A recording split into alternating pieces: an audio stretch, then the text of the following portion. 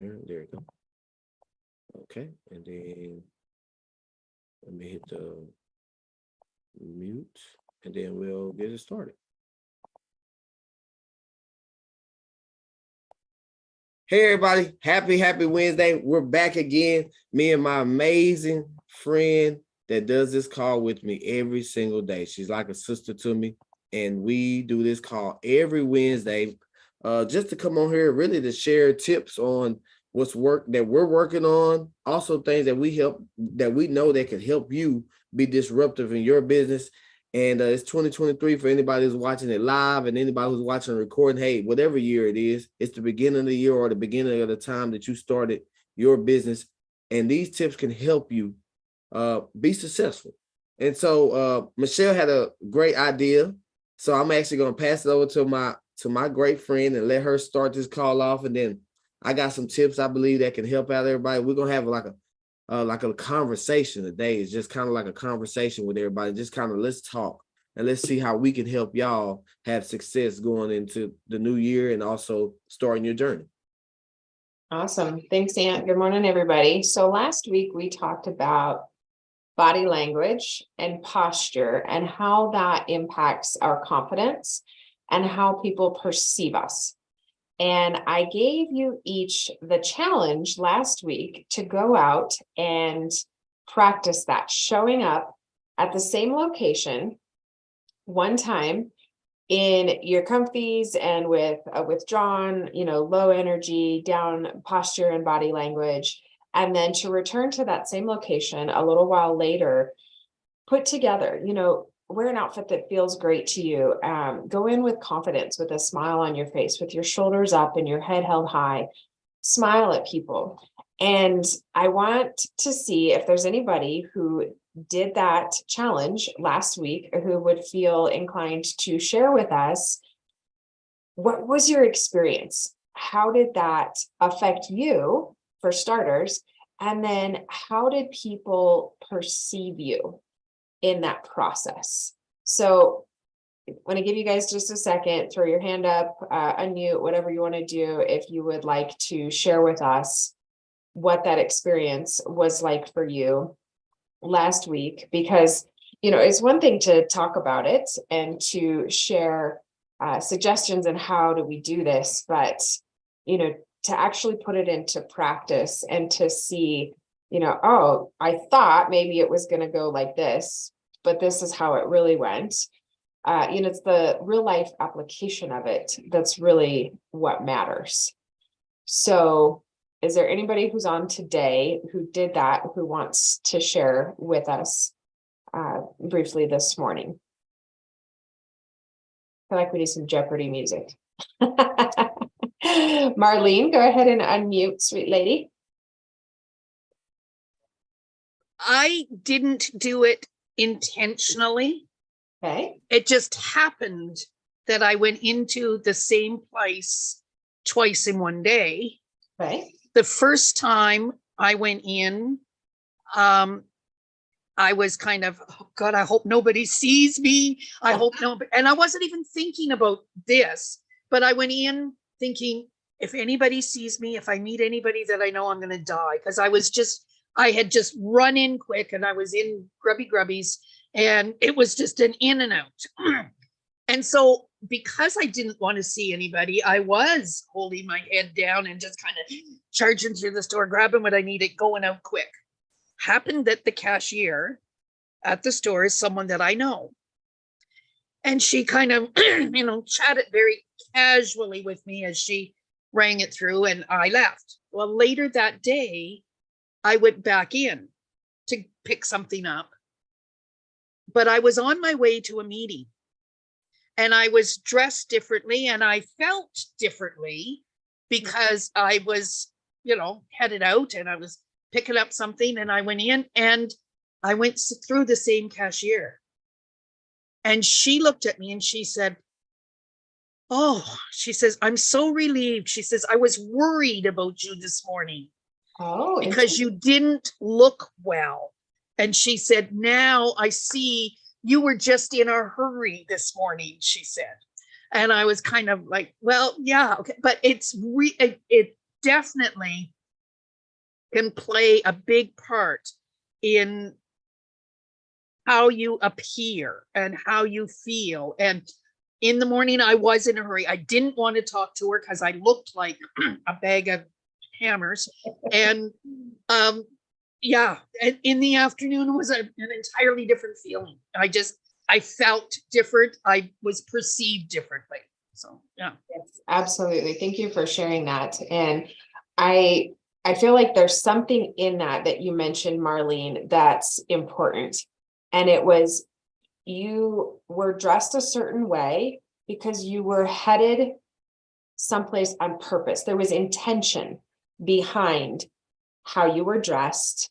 Your energy was focused, right? You had something that you had your mind set on. You were being intentional in your actions and how you had dressed yourself. You knew you were headed to a meeting. And our thought process is a little bit different when we're being intentional, when we know I have an appointment this morning, I have a meeting, I need to connect with someone. Our mind is different and it changes how our body looks, what the energy is that we carry ourselves with. So even though that wasn't intentional, and I think that's a really great example because so often it happens that we just are going through the motions, right? We just have things that we got to get done, and we're not really thinking about how am I carrying myself? How is that affecting other people? But you notice she said to you, I was worried about you. So even though she didn't verbalize it at the time, it impacted her. Like you came back and it almost like took a weight off her shoulders. She realized, oh, she's okay. Right? Because she knew you and she recognized that your energy was down. And so for people we know, that makes a difference, right? How do we want people to feel in our presence? And that can be just simply a smile. You know, they feel welcome, they feel warm. It could be, in this case, we don't want them to worry about us, you know, by coming across in a way that's not really how we are, how we feel. It was just, I was in a hurry. I wasn't, you know, ready for the day or whatever that looks like.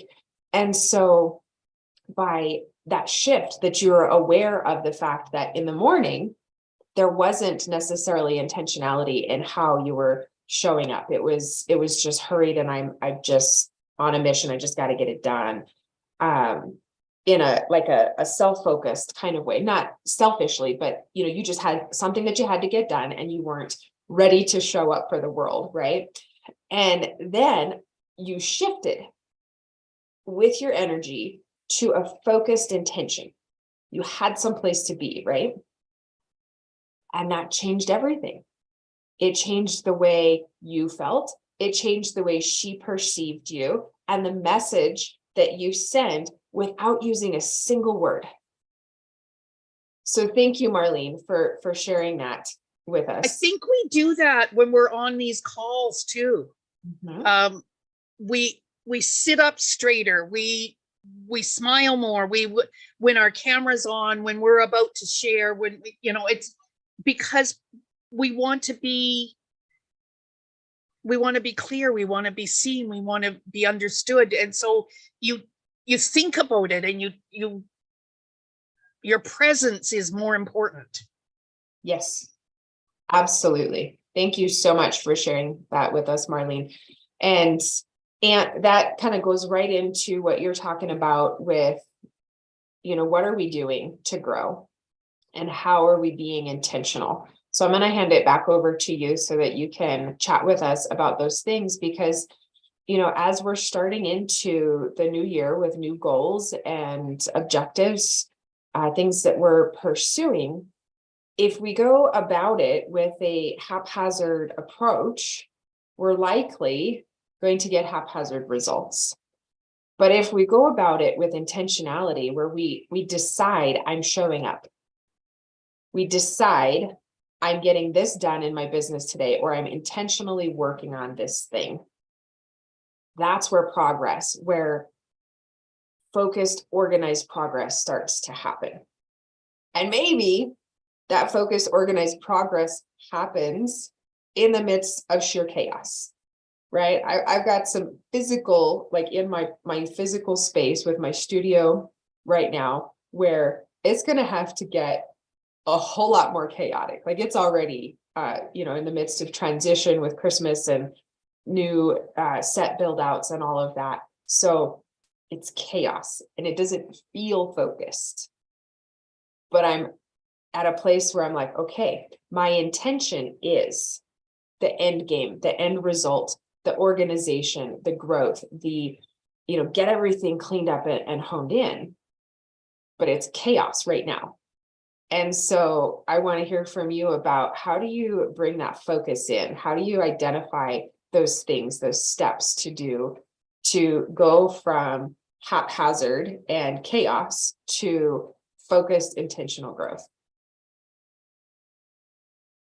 Absolutely, absolutely. And Marlene, thank you so much for sharing.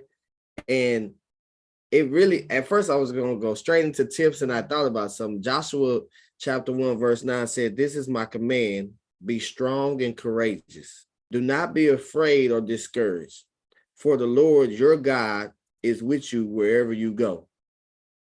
So I always remember that you want to be bold and courageous, and you want to show up. Marlene did it on accident, and it caught people's attention. See, but it didn't, her spirit was still strong, so she still showed up. And so what I can always tell you is to show up. I don't know why I don't know where that came from, but it just fit right on in with that. And I was gonna go, like I said, just dive into, just tips. But I believe that first you got to be bold and you got to be courageous. If you want people to join you, you got to learn to do that. See, Lance is on here. I say he's driving, but he did an Ironman last year. See, he had to be bold. It's something he had never done. He had to be courageous because, again, it was something he's never done. For anybody who knows what you have to do, when Lance told me, I said, man, that's a little far-fetched for my mind to think about doing. But see, you got to be like that. You got to be bold and courageous. And then how do you do that? People say, well, I don't know how to do that. I've never done that. I've never had to do that. Well, you do it by showing up. You show up even when you're afraid to do the presentation. You show up by still making the calls even when you don't even know what to say. You're still excited. And so tip number one, well, all the tips I got is like, because there's some things that we have to do in this business that's going to make you money. You're not on a call in the middle of the day just to be on. This isn't even a product call.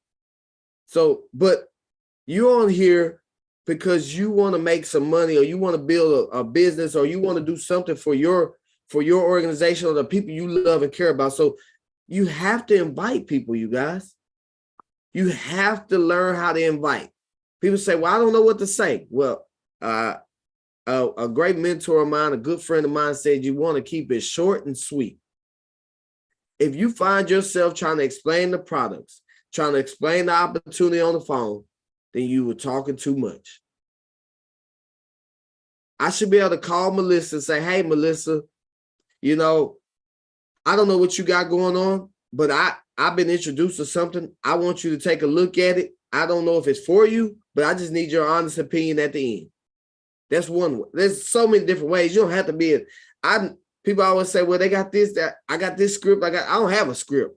I just keep it short and sweet. I never mention a product. I never mention the opportunity. I never mention any of that. I just simply I just go at it just like that. And so when you're inviting, you also want to just say less to more people. If I told you that the key to you making $1 million, a mentor that told me this, grab a deck of 52 cards. Get you a deck of cards. I want you to get a deck of cards, you guys. Go, if you got to go to the store, buy your $2, $3 deck of cards. And what I want you to do is every time you call somebody, is if they're not an ace, you just keep on flipping the card. You know what? I haven't found my aces, because they told me when I found 4 aces, I will become a millionaire. See, the aces are like you, the people that want it, the people that you don't have to call and remind about a call. They're going to jump on with you. The people that's going to go out there and do presentations, the people that's willing to fail, the people that's willing to have the phone hung up in their face. the people that's willing not to have a no-show party. See, those are the people you're looking for, but those are also the people that are very coachable. They become your leaders in your organization. See, every successful person, go look at them. The Steve Schwartz, the Deb and Ken Snyders, the TLs. Go look at all, Brent Palmer's, Aaron Deckers, all the people just in our company. Go look at them. And I promise you, they have 4 aces or more. See, a lot of times they had 4 aces out of one deck, and then they got another deck of cards, and they went and found 4 more aces. Like Tim Sales. Tim Sales has several aces, and you know what? Well, I'm going to go find some more aces. But they're willing to go through the inviting process. See, the inviting process is just what you got to go through. You invite everybody. I always tell you, don't prejudge, because you just never know. I had never done nothing like this. Matter of fact, if you've never done network marketing before this company, put a 1 in the comment. And I'm pretty sure there's a lot of people who have never done network marketing before. And they wouldn't be here had somebody not thought enough about them to call them. So it's just like that. So you just got to kind of, I know Brent Palmer, his first company, bam, was the company we're in now. Who would love to have a Brent Palmer in their organization? A lot of people would. Dr. Crystal had never done any network marketing. Her dad did. Her mom and dad did. They built big businesses. She never touched one. How many of y'all would love to have a Dr. Crystal in your organization? See, it's people out there. You just got to be willing to invite, because that's the only way that you're going to be able to show them what you have. Will everybody say yes? Excuse my language. Hell no. Everybody would not say yes. So I'm not that person that's going to sit up here and say, you're going to talk to 10 people, you're going to get 10 out of 10. No. Baseball players get paid millions and millions of dollars. And guess what? The best baseball players get paid real good for just hitting 3 out of 10. They get over $500 million for multiple years just for hitting 3 out of 10. So they come up there and they strike out 7 times or get a ground out. And guess what? So when you get good at inviting, I promise you, and people say, well, how do you invite? I promise you, just keep it simple and just invite them. Use people around you. For instance, Melissa's on here. Melissa is actually a part of my team. So she's not cross line, she's not up line. I had somebody I wanted to share with that reached out to me on Facebook. I asked Melissa, could she jump on to share her story with me? I still did the presentation, but Melissa was just there. Because Melissa was there, that lady, and then I did the next tip, which is I set the presentation. So she asked me about it on Facebook. It was a Facebook. She asked me about it on Facebook. I said, hey, I would love to share with you. When do you have some time for us to sit down and talk? Let's jump on Zoom and let's talk. Well, I'm off on the weekends with that work. Set up the appointment. I never told her the name of the company, the name of the product, what she was about to hear about. I didn't even tell her it was an opportunity. I didn't say any of that. I just said, hey, let's sit down and talk. I asked Melissa to jump on. Melissa jumped on. She said, you know what? I'm going to think about it. We did a 25-minute presentation, went on about our business. I invited her to the renew call. My next tip is you got to learn how to follow up. The fortune is in the follow-up. Matter of fact, put a 2 in the comments if you did not join on when you first heard about it. The very first day you heard about it, if you did not join the business on the very first day, whoever introduced you to it, and the 2 will be for me too. See, nobody. So that means what? The fortune is in the follow-up. How many of y'all have invited somebody to your church and they didn't show up to like the 7th time? Some of y'all had to go pick up that friend you wanted to invite to church. So if they didn't come to church with you, how you think they're going to come to join your business with you? See, it's the same thing in everything you do in life. How many of y'all got the job on the first application without the follow-up process? A lot of y'all had to do the follow-up interview. It's the same thing. They use it in everything. So don't discard what you got going on here. Learn how to follow up. The fortune is in the follow-up. And the follow-up it may take a while. I see my brother join on here today. I've been sharing with my brother for years. It's my actual blood brother. I've been sharing with him, say, hey, come do this with me. And this time I shared with him, he said, you know what? I'm ready, little brother. So it's just the way it works. So it's just kind of like you got to follow up, and you just never know when a person's going to be ready. So I want you to just learn the follow up, build that relationship up. People don't care what you have until they know that you care. And that's friends and family. They're not buying from you unless they know that you care. You can't just call a family member you ain't talked to in 10 years, 5 years, and say, hey, I want you to join my business. No, a lot of them not going to do that. You got to probably follow up with them and get back in there. The fortune is in the follow up. You got to get good at presenting or having somebody else to present for you. Utilizing the tools that you have, being bold about what you have. Yeah, every video that we have ain't perfect, but you can still use it. Well, that's not going to work. Well, it's definitely not going to work now because you already doubted yourself. What we start off with, being bold, being courageous, and showing up. You got to be bold, being courageous, and you got to show up, you guys, because I'm going to tell you this, 80% of your success is about showing up. If you want anything in this business, if you want your business to have success, if you want to make $500 a month, or you want to make $1,000 a month, or $10,000 a month, well, it's going to come from you showing up. You doing what needs to be done. 80% of whatever goal you have, because everybody goes different. That's why I said everybody's goal is different. Some people just want $500 to $1,000, and that's fine. I was just like you when I started, but when I seen this opportunity, I was like, hey, it could be so much more than just $500 or extra $1,000 a month. This could be a lifestyle. This could be something that I can leave a legacy behind me. And so when you start showing up, you show up to the Zoom, show up bold, like Marlene said, cut the camera on. I ain't saying you got to do it all the time, but when you got that camera on, you not looking. Trust me, women ain't getting on the camera unless their hair done, they got a little something done. They not getting on there. I see Melissa with a lipstick on. See, a woman not turning that camera on unless what? They feel good about themselves. They got courage about doing it. See, it's just the same thing with men. Well, me and Lance not getting on unless our hair's a shaved bald. You know, we got to have a clean head. See, we got to start showing up. And when you show up, that's what your team is going to do. They're going to show up. Well, hey, my leader has her camera on. He has his camera on. They're showing up to the Zooms. You know, they know what's going on. And see, it's just something about it. See, 80% of your success is showing up. You'll never get a job unless you show up to the interview. You'll never have people join your business unless you pick up the phone and make a call. Michelle owns a photography business, for anybody who doesn't know, and nobody will ever get her services unless she shows up for what? One person. She had to show up for somebody and show the people that she could do it, whether it was a family member or not. You just have to learn how to show up.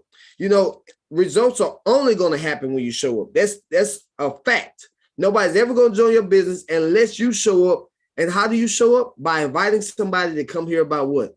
The opportunity or the products that we have. Whether it's a shop live, whether it's a renew call like they happened yesterday with Dr. Crystal and them, whether it's a presentation call, whether it's whatever, whether it's a video, we got tools now. The tools ain't just hopping on Zoom, sitting down one-on-one. You got many, many tools in your toolbox. You got to learn how to utilize them.